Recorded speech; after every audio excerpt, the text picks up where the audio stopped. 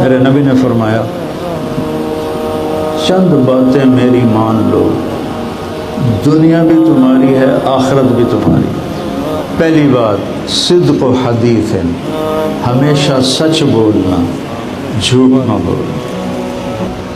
دوسری بات حفظ و امانت، کسی کو دھوکہ نہ دینا، دو نمبری نہ کرنا۔ تیسری چیز حسن و خلیقت، اپنے اخلاق اچھے کر لیں۔ اگر آپ اپنی زبان پہ قابو پا لیتے ہیں تو بہت اعلیٰ اخلاق۔ چوتھی بات فرمائی عفت فی طعمت، رزق حلال کمانا، حرام نہ کمانا۔